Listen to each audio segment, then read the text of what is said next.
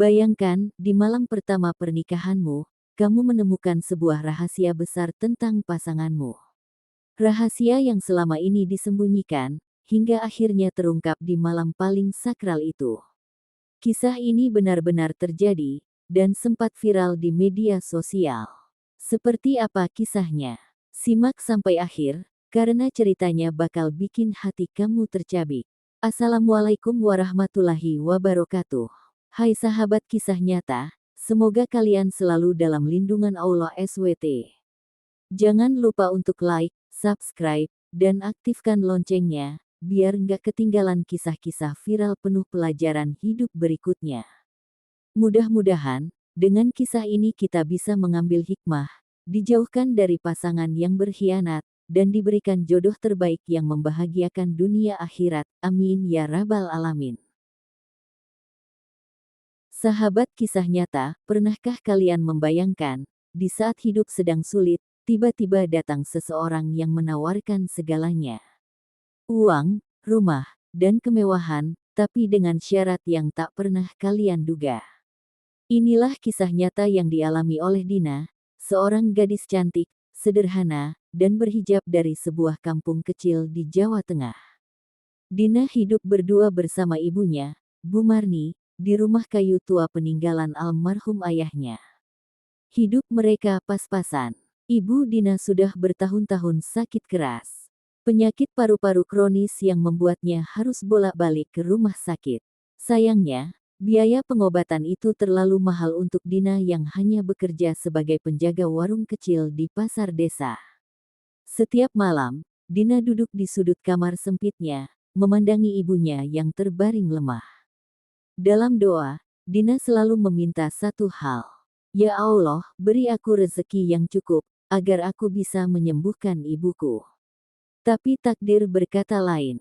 Suatu sore yang mendung, datanglah seorang pria asing ke rumahnya. Mobil mewah warna hitam berhenti di depan rumah kayu itu. Kaca mobil diturunkan. Seorang pria parubaya, berpakaian rapi, mengenakan jam tangan mahal, turun dari mobil. Wajahnya teduh, tapi ada sesuatu yang membuat bulu kuduk Dina merinding saat pertama kali menatap matanya. Pria itu memperkenalkan diri sebagai Pak Dimas. Umurnya 52 tahun, seorang pengusaha kaya dari kota. Tanpa basa-basi, dia menyampaikan maksud kedatangannya. Saya ingin melamar Dina jadi istri saya. Dina terkejut, tubuhnya lemas, kakinya gemetar. Maaf, Pak, mungkin Bapak salah orang, saya masih terlalu muda, dan saya nggak kenal Bapak. Tapi Pak Dimas tersenyum kecil. Saya tahu semua tentang Dina. Tentang sakitnya Ibu Dina.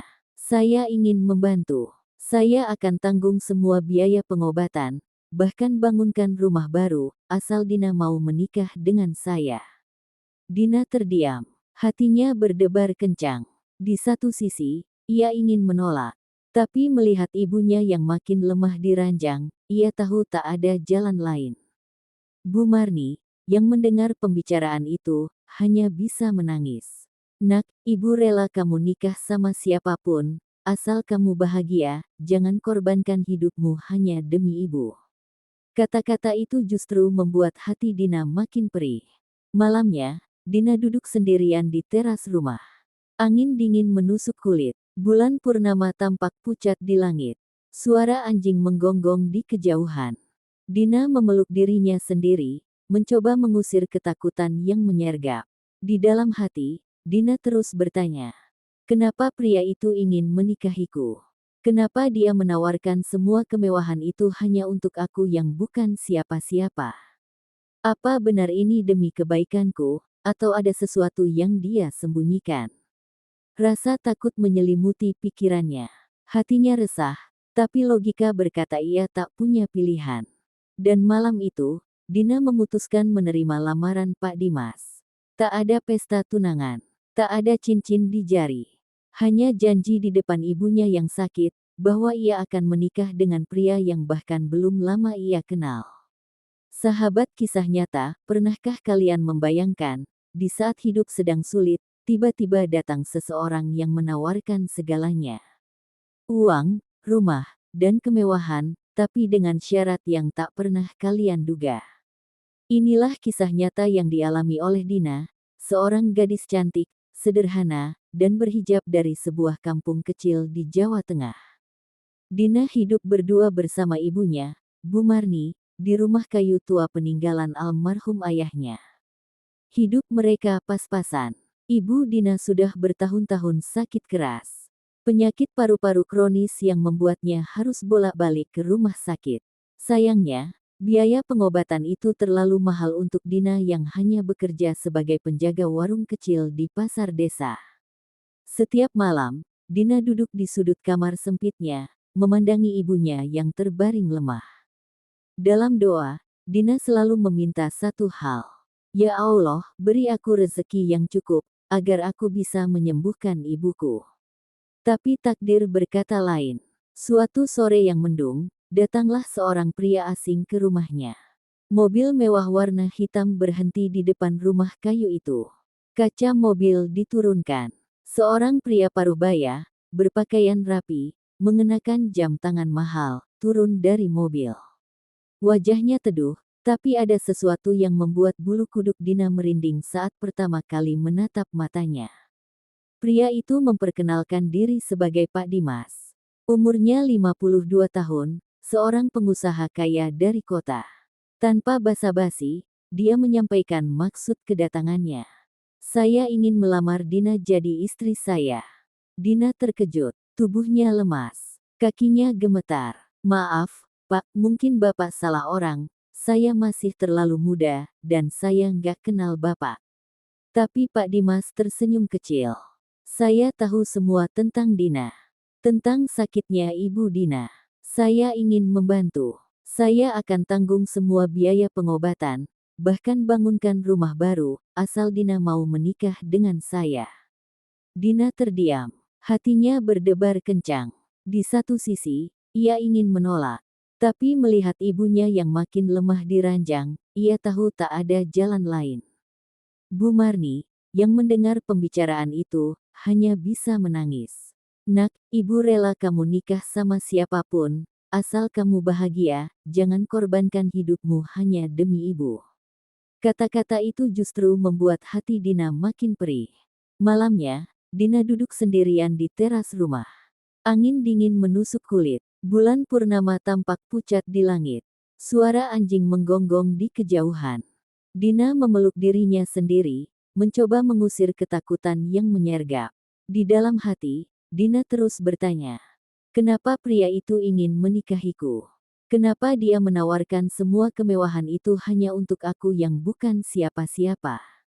Apa benar ini demi kebaikanku, atau ada sesuatu yang dia sembunyikan? Rasa takut menyelimuti pikirannya. Hatinya resah, tapi logika berkata ia tak punya pilihan. Dan malam itu, Dina memutuskan menerima lamaran Pak Dimas. Tak ada pesta tunangan, tak ada cincin di jari.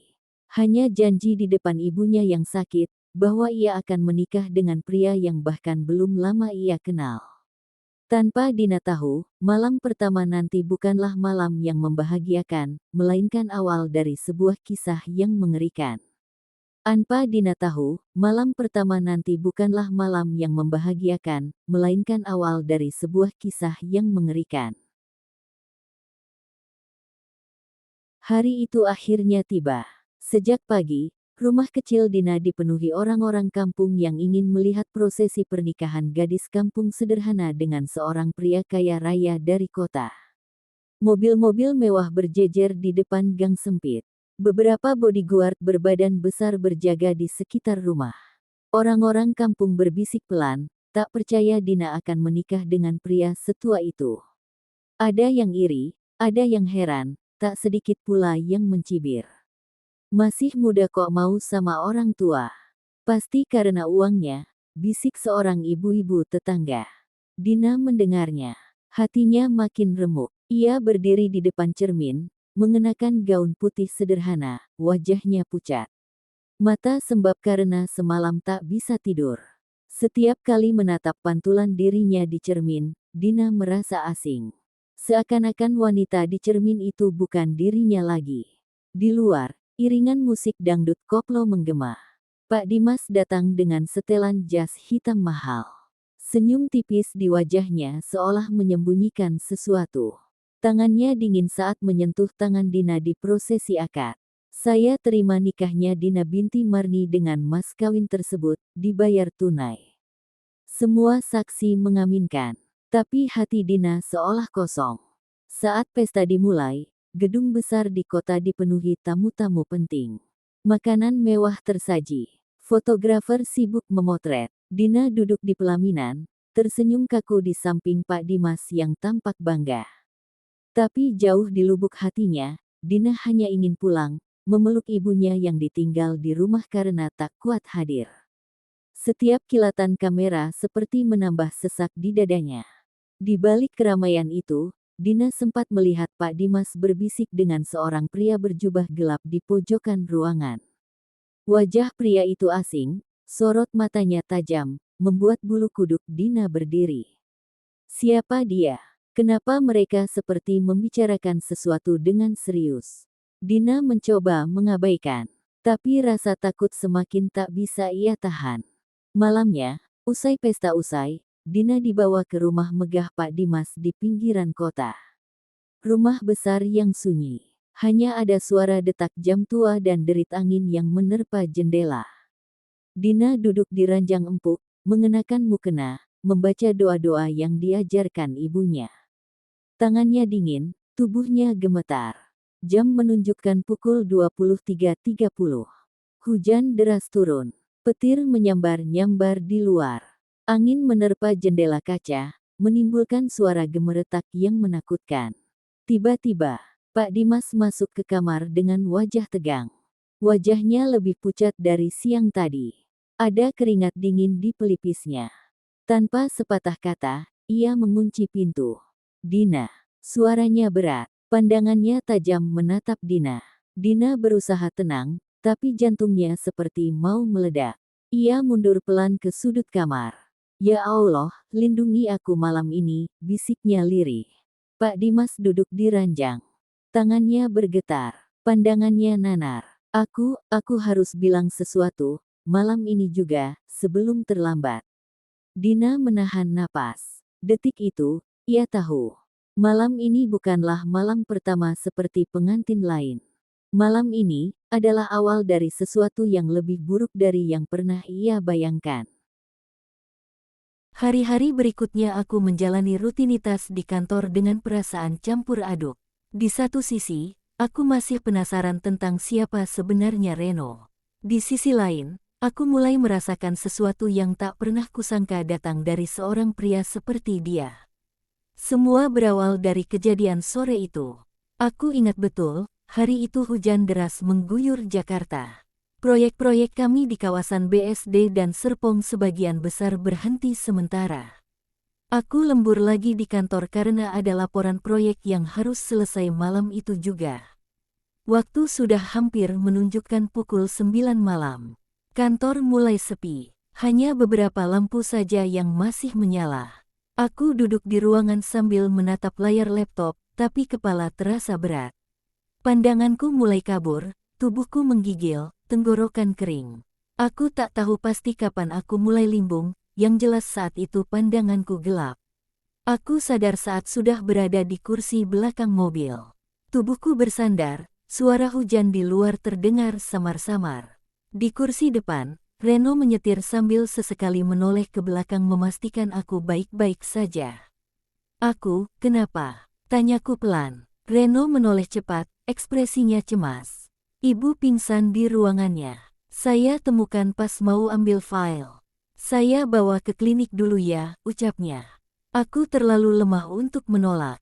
Entah kenapa, di antara semua orang yang ada di kantor, kenapa Reno yang menemukanku? Kenapa dia yang membawaku? Di perjalanan, aku sempat mencuri pandang. Wajahnya fokus menyetir. Di bawah cahaya lampu jalan, aku melihat sisi dirinya yang berbeda. Wajah yang selama ini selalu terlihat tegas dan dingin, malam itu terlihat panik.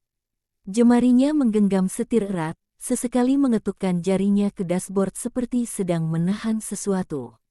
Sesampainya di klinik, Reno menggendongku turun karena aku terlalu lemas untuk berjalan. Aku merasa bodoh, seumur hidup baru kali itu digendong laki-laki, dan anehnya, aku tak merasa risih. Setelah diperiksa dokter, aku didiagnosis kelelahan berat dan masuk angin. Disuntik vitamin dan diminta istirahat total. Reno menungguku di ruang tunggu, tak beranjak hingga aku selesai. Saat aku keluar dari ruang periksa, dia berdiri cepat, wajahnya lega. Alhamdulillah, udah mendingan, Bu. Aku mengangguk lemah. Maaf ngerepotin, ucapku pelan. Enggak, Ibu harusnya lebih jaga kesehatan, katanya, suaranya sedikit menekan, seolah menyalahkan. Entah kenapa ucapannya itu membuat hatiku bergetar. Ada perhatian tulus di balik kata-kata itu. Malam itu Reno mengantarku pulang ke apartemen. Sebelum pergi, dia sempat berkata, "Ibu jangan terlalu keras sama diri sendiri. Nanti saya bantu urus laporan besok." Aku hanya bisa mengangguk. Sejak kejadian itu, hubungan kami berubah. Reno jadi lebih sering mampir ke ruangan, bukan cuma urusan kerja, tapi sesekali sekadar membawakan kopi atau cemilan saat aku lembur. Aku mulai terbiasa melihat dia ada di sekelilingku. Awalnya aku berusaha menjaga jarak, meyakinkan diri kalau semua ini cuma basa-basi seorang bawahan ke atasannya. Tapi semakin lama, ada sesuatu yang tumbuh di hati. Aku mulai merindukan keberadaannya. Aku mulai menunggu-nunggu pesan singkatnya di sore hari. "Bu, jangan lupa makan ya." Atau sekadar, "Bu, besok mau saya bantu apain?" Aku tahu seharusnya ini tidak boleh. Dia karyawan, aku atasannya. Hubungan personal semacam ini rentan masalah. Tapi hati ini, siapa yang bisa mengaturnya? Aku bahkan pernah sengaja ke pantry hanya karena ingin memastikan dia ada di meja kerjanya. Pernah juga pura-pura lewat ke ruang proyek hanya karena ingin sekilas melihat wajahnya. Yang paling bodoh, aku mulai mencari alasan untuk bisa memanggilnya ke ruanganku. Dan yang membuatku makin tak bisa membohongi diri, aku pernah bermimpi tentangnya. Malam itu, dalam mimpiku, Reno berdiri di balkon kantor, menatapku, lalu berkata, "Jangan takut sama aku, sis." Aku terbangun dengan dada berdegup keras. Makin hari perasaan ini makin tak bisa aku kendalikan. Aku mulai menyukai caranya berbicara, caranya berjalan, caranya menatap lurus tanpa basa-basi. Bahkan aku suka caranya marah saat kerjaan anak buah berantakan. Tapi di balik semua itu, aku tahu, aku belum boleh lengah. Aku belum tahu siapa dia sebenarnya. Rasa cinta ini tumbuh di saat yang paling salah. Aku masih ingat malam itu. Reno baru saja keluar dari ruanganku. Dia baru saja menyelesaikan presentasi soal proyek perumahan di Cibubur yang nyaris batal karena masalah legalitas. Aku memuji kerjanya. "Bagus, Ren. Kamu cepat tanggap." Dia tersenyum kecil. "Terima kasih, Bu. Saya cuma berusaha bantu." Saat dia keluar ruangan, aku memerhatikan punggungnya. Ada sesuatu dalam diri Reno yang membuatku ingin mengenalnya lebih jauh. Dan tepat saat itu, ponselku bergetar. Sebuah pesan dari nomor tak dikenal. "Hati-hati sama orang itu. Dia bukan seperti yang kamu kira." Aku menatap layar ponsel dengan tangan gemetar. Siapa pengirim pesan ini? Dan kenapa pesan itu muncul justru saat perasaanku mulai tumbuh untuk Reno? Aku tahu, semuanya akan semakin rumit. Aku tak bisa jatuh cinta begitu saja tanpa tahu siapa Reno sebenarnya.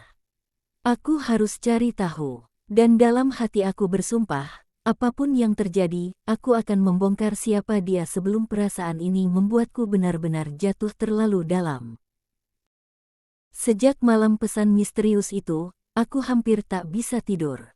Pesan yang hanya berisi, "Hati-hati sama orang itu. Dia bukan seperti yang kamu kira." Berulang kali aku memutar ulang di kepala. Siapa yang kirim? Kenapa? Dan yang lebih menyiksa, kenapa perasaan ini justru makin kuat ke Reno? Aku mencoba bersikap biasa keesokan harinya. Tapi aku tahu, sorot mataku saat menatapnya pasti berubah. Reno tetap seperti biasa, tenang, kalem, seolah tak terjadi apa-apa. Tapi sore itu, suasana kantor berubah mencekam. Pukul 5 sore, Pak Raka, Direktur Utama perusahaan kami, mendadak datang ke kantor tanpa pemberitahuan. Biasanya beliau hanya ke kantor 2 minggu sekali, itu pun kalau ada rapat penting. Tapi kali ini, beliau muncul ditemani ajudan, wajahnya serius. Semua staf tegang. Kami dikumpulkan di ruang meeting utama. Pak Raka berdiri di depan, menatap kami semua satu-satu. Saya ingin menyampaikan sesuatu. Mulai malam ini, pemilik baru perusahaan akan hadir langsung untuk evaluasi. Semua staf wajib standby. Tidak ada yang keluar kantor tanpa izin saya. Seluruh ruangan hening. Aku merasakan bulu kudukku berdiri. Pemilik baru, sejak kapan perusahaan ini dijual? Aku menoleh ke Anton, staf senior. Dia juga tampak bingung. Tak ada kabar apapun soal akuisisi atau pergantian saham. Dan tepat saat itu, pintu ruangan terbuka. Seseorang masuk perlahan. Tubuh tegap, rambut klimis, kemeja putih dengan jas hitam elegan. Aku hampir tak bisa percaya. Reno. Dia berjalan ke depan dengan langkah tenang, menatap semua orang di ruangan, lalu berdiri di sebelah Pak Raka. Pak Raka langsung menepuk pundaknya sambil tersenyum kaku. Perkenalkan, inilah pemilik baru Arah Property Corp. Direktur utama sekaligus pewaris tunggal perusahaan ini. Reno Wijaya. Aku terhenyak. Dunia seakan runtuh di hadapanku. Aku menatap Reno, berharap ini hanya lelucon. Tapi tatapannya serius, tegas, dingin. Para staf mulai berbisik panik. Sebagian besar langsung menunduk. Ada yang melirikku pelan. Mereka tahu selama ini aku cukup dekat dengannya. Jantungku berdetak keras. Semua rasa nyaman, kagum, rasa suka, bercampur aduk dengan marah, malu, dan dikhianati. Reno maju ke podium. Saya sengaja menyamar selama 1 bulan terakhir sebagai staf proyek. Untuk melihat siapa saja yang benar-benar loyal, jujur, dan bekerja dengan hati. Dan, hasilnya mengejutkan. Suara langkahnya terdengar jelas di lantai kayu meeting room yang sunyi. Ada yang korupsi dana proyek, lanjutnya. Ada yang memanipulasi data laporan. Ada juga yang membocorkan informasi ke perusahaan pesaing. Beberapa staf mulai pucat. Aku menahan napas. Teringat kejadian malam-malam saat dia masuk ruang direksi. Rupanya selama ini dia sedang mengumpulkan bukti. Dan yang membuatku makin tak habis pikir. Kenapa dia mendekatiku? Reno lalu menoleh ke arahku. Tatapan matanya menusuk, dalam, tak terbaca. Suasana seakan berhenti bergerak. Semua mata ikut menoleh ke arahku. Aku menegang. Dan saya ingin menyampaikan sesuatu secara pribadi kepada manajer operasional kita, Bu Siska, ucap Reno. Dek, aku menggigit bibir. Tanpa sadar, tanganku mengepal di bawah meja. Ingin rasanya aku lari dari ruangan itu. Ingin menghilang, tapi aku tetap duduk tegak. Reno berjalan perlahan mendekatiku. Bu Siska, saya ucapkan terima kasih karena selama ini telah menunjukkan loyalitas luar biasa. Anda salah satu staf paling bersih dan tulus di perusahaan ini. Aku membeku. Reno menatapku dalam-dalam. Tapi kali ini bukan tatapan hangat seperti waktu di klinik, bukan tatapan perhatian seperti saat membawakan kopi lembur. Tatapan ini berbeda. Tatapan seorang bos kepada anak buahnya. Saya minta maaf karena selama ini terpaksa menyembunyikan identitas saya, lanjutnya. Aku hanya bisa diam. Terlalu banyak emosi bercampur dalam dada. Setelah semua pengumuman selesai, staf dipersilakan pulang. Tapi Reno memintaku tinggal. Aku masuk ke ruang direksi, ruangan yang selama ini dia diam-diam masuki malam-malam. Dia duduk di kursi direktur, aku berdiri di hadapannya. Kenapa kamu lakukan semua ini? Tanyaku akhirnya. Suaraku bergetar, menahan amarah dan kecewa. Reno menarik napas panjang. Aku harus tahu, sis, siapa yang jujur di sini. Perusahaan ini peninggalan almarhum ayahku. Selama ini terlalu banyak yang bermain di belakang. Dan aku, sejak awal memperhatikan kamu. Aku mengernyit. memperhatikan. Iya, bukan cuma karena kerjaan, tapi karena kamu berbeda. Kamu tulus, kerja keras. Dan aku jatuh cinta, sis.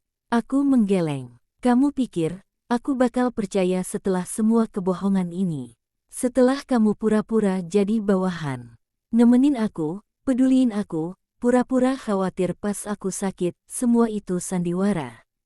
Bukan, jawabnya pelan. Perasaan itu nyata. Aku nggak pernah pura-pura soal itu. Aku ingin marah, ingin berteriak, tapi air mata malah lebih dulu jatuh. Aku benci fakta bahwa aku tetap menyayanginya meski merasa dikhianati. Aku benci kenyataan bahwa semua rasa ini tak bisa aku bunuh begitu saja. Maaf, Ren, aku butuh waktu, kataku pelan. Aku keluar dari ruangan itu tanpa menoleh lagi. Meninggalkan Reno yang masih duduk terpaku di kursi direktur. Di lorong kantor yang sepi malam itu, aku sadar. Rasaku ke Reno takkan semudah itu hilang.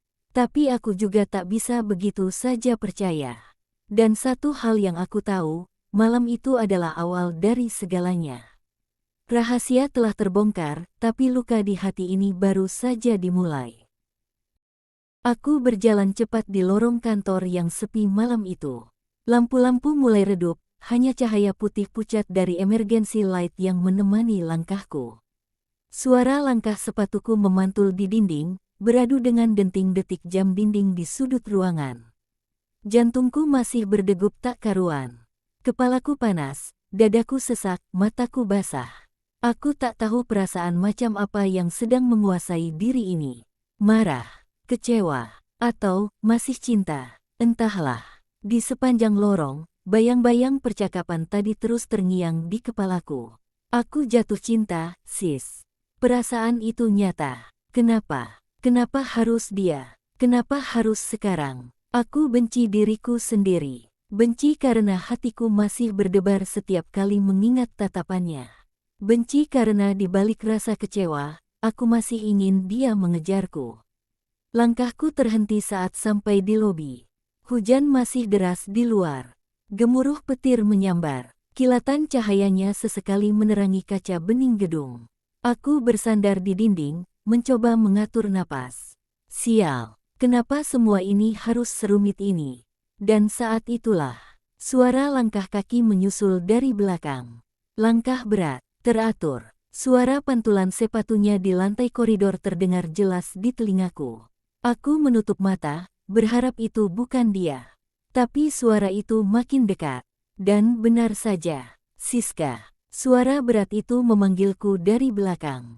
Aku tak berbalik, tanganku mengepal. Aku minta maaf, ucapnya lirih. Aku masih diam. Mataku menatap derasnya hujan di luar kaca. Aku tahu kamu marah. Kamu kecewa. Aku salah karena nggak jujur dari awal. Tapi percayalah, perasaan ini nggak pernah main-main. Aku tertawa getir. Main-main. Kamu pikir aku boneka percobaan kamu di perusahaan ini? Reno berdiri tepat di belakangku. Napasnya terdengar berat. Aku bisa merasakan kehangatan tubuhnya, bisa mencium samar aroma parfumnya yang dulu selalu membuatku nyaman dan kini menyakitkan. Dengar, sis, semua ini aku lakukan bukan buat ngerendahin kamu. Suaranya tercekat. Dia menarik napas, seolah menahan sesuatu. Aku nggak bisa ngelupain kamu. Aku berbalik cepat, menatap matanya. Tatapan itu masih sama, hangat, dalam, dan menyebalkan. Lalu sekarang mau apa, Ren? Mau aku pura-pura nggak kecewa? Mau aku terima kamu seakan nggak pernah bohong? Seakan semua perasaan yang kamu tunjukin dulu itu tulus. Aku nggak pernah bohong soal perasaan, ucapnya pelan. Cukup, Ren. Aku butuh waktu. Aku butuh jarak. Aku melangkah menjauh. Tapi dia menarik tanganku. Sentuhan itu, dingin, kuat, tapi gemetar. Siska, jangan pergi. Petir menyambar lagi di luar. Cahayanya membuat bayangan kami membentuk siluet di dinding kaca. Aku menatapnya lekat-lekat. Wajah Reno kini tak setegar biasanya. Matanya berkaca-kaca, rahangnya mengeras, seolah sedang menahan luka. Aku nggak butuh status kamu, Ren. Aku nggak peduli kamu siapa.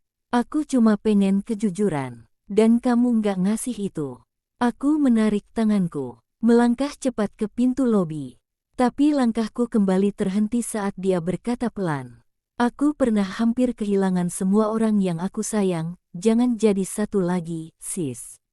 Aku memejamkan mata. Kalimat itu menikam keras ke dadaku. Aku tahu kalimat itu bukan sekadar gombal. Aku tahu itu keluar dari luka yang dia simpan. Sial, kenapa justru kata-kata itu yang melemahkanku?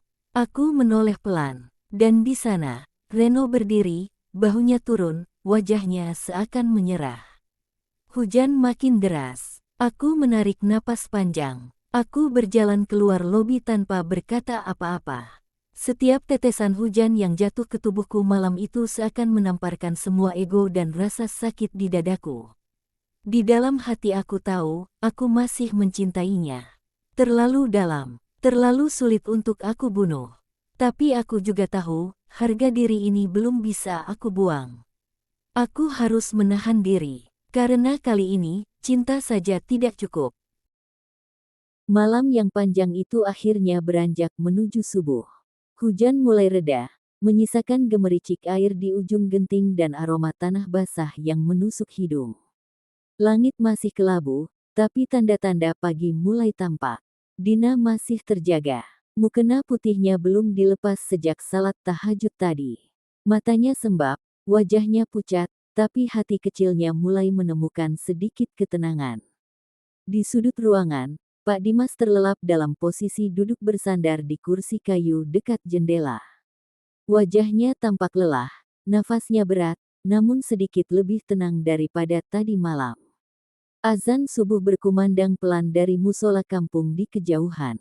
Suara muazin itu menggema masuk ke kamar besar itu, membelah kesunyian yang menyelimuti. Dina bangkit perlahan. Ia menatap wajah Pak Dimas yang masih tertidur. Ada sesak yang kembali menghampiri dadanya. Air mata menetes begitu saja. Meski luka di hatinya belum sembuh, tapi iba dalam dirinya tak bisa lagi ia abaikan.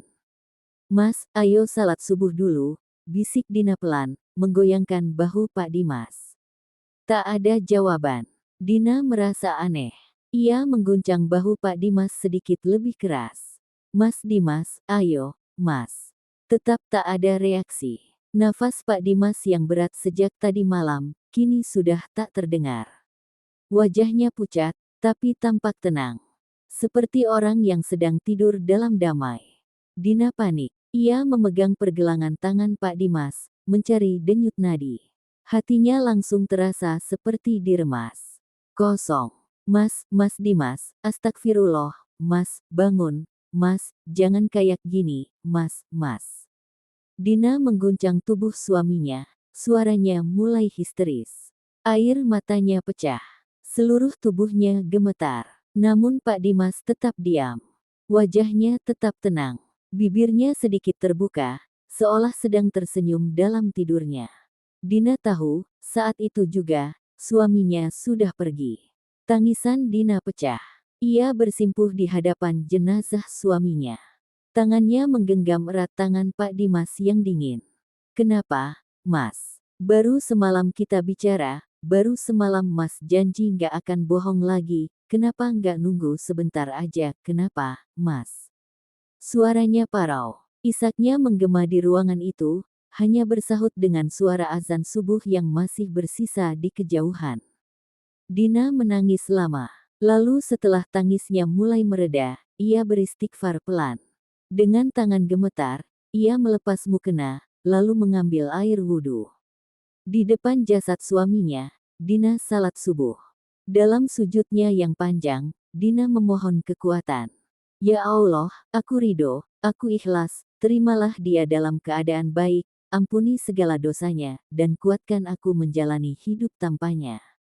Pagi itu, saat matahari mulai terbit malu-malu, kabar kepergian Pak Dimas menyebar. Rumah megah itu ramai didatangi orang. Semua terkejut, tak percaya pria itu meninggal di malam pertama pernikahannya. 3 hari setelah pemakaman, Dina mengambil keputusan besar. Warisan yang ditinggalkan Pak Dimas tidak ia gunakan untuk dirinya sendiri. Dina membangun sebuah pesantren tahfiz gratis untuk anak yatim di kampung halaman ibunya. Pesantren itu ia beri nama Rumah Tahfiz Al-Dimas sebagai tanda baktinya pada suaminya. Dina kini hidup tenang. Meski pernah dihancurkan, pernah dikhianati takdir, tapi ia memilih memaafkan dan berbuat baik. Karena baginya, luka di hati mungkin tak pernah benar-benar hilang. Tapi bisa jadi jalan menuju ketenangan, bila kita belajar ikhlas.